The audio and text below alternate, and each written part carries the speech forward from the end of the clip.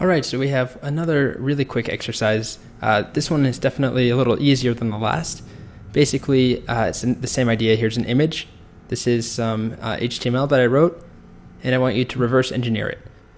So take this. This is about my dog Rusty. You do not have to use the same image. If you do want to, and you want to use the exact same image, make it look exactly the same, it's included in the description.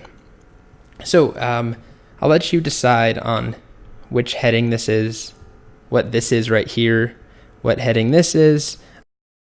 Decide on where this link actually goes to.